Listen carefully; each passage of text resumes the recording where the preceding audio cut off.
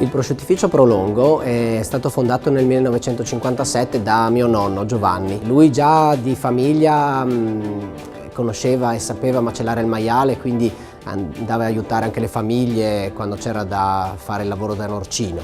E poi ha deciso di mettersi in proprio, visto che aveva un'aspirazione di avere un'azienda tutta sua, e pian pianino, anche con l'aiuto della nonna, all'inizio qui vicino dove c'è la casa adesso, il piano di sopra ha iniziato a ospitare i prosciutti. Prima erano prosciutti di altri produttori, lui li lavorava per conto terzi, e poi piano piano cominciavano a piacere, quindi li riscattava e li vendeva per conto suo. Successivamente è entrato mio papà, Lucio, che ha iniziato a lavorare a fianco del nonno, aiutandolo un po' in tutte le mansioni e a imparare il mestiere. Quindi c'è stata, diciamo, una collaborazione familiare che era data per scontato, ecco. E quindi lavoravano qui sia mio papà, suo fratello e le altre due sorelle, quindi c'era comunque una collaborazione stretta anche di mia nonna. Era un'azienda proprio a conduzione familiare.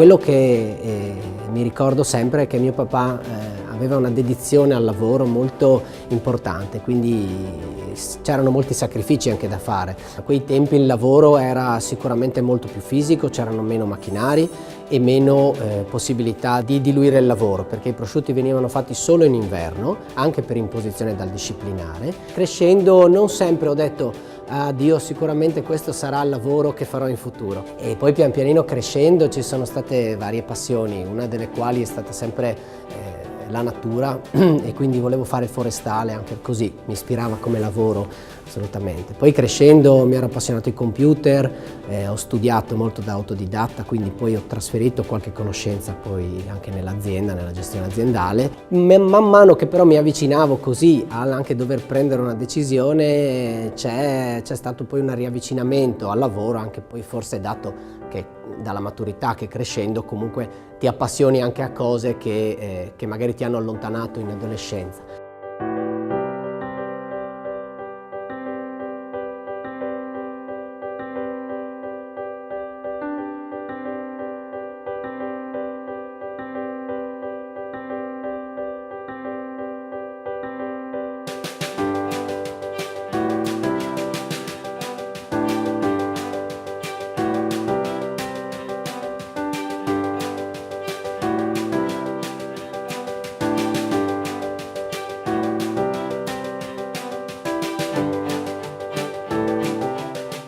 Abbiamo mantenuto molte cose a livello artigianale, quindi ancora la movimentazione o certe lavorazioni vengono fatte tutte a mano, anche per avere un controllo più di qualità sul prodotto.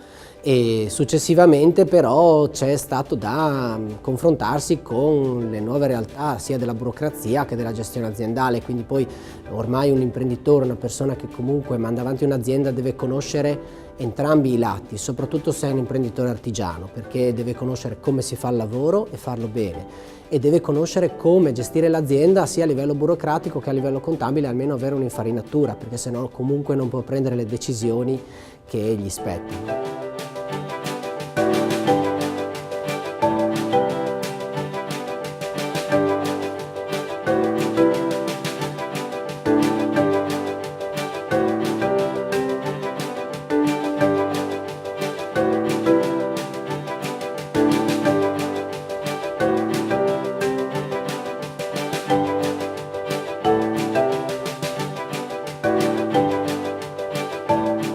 Negli anni si è assunto dei dipendenti perché comunque si aveva la necessità sia di ingrandire un attimino, di fare qualche numero di più, sia successivamente di poter delegare alcune mansioni, perché comunque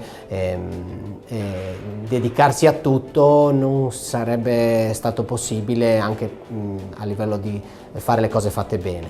Nel tempo mio papà si è circondato di collaboratori che alla fine sono arrivati fino ad oggi, perché per esempio un collaboratore è andato in pensione nel 2007, ha lavorato 30 anni qui in azienda. Successivamente poi mia sorella nel 2011 ha iniziato a darci una mano, adesso viene part-time e poi si spera che continuerà.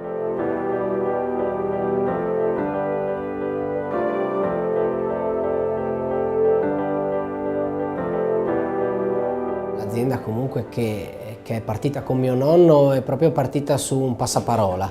Non ho mai voluto snaturare questa gestione della vendita, perché riteniamo un rapporto diretto con la clientela molto importante, che siano clienti grandi o che siano clienti piccoli, vogliamo gestirlo nel migliore dei modi, che è la maniera diretta, perché chiaramente uno può avere le difficoltà, può avere tutte le situazioni particolari nel suo lavoro, però io credo che comunque i lavori artigiani e i lavori fatti con il cuore vengono sempre premiati.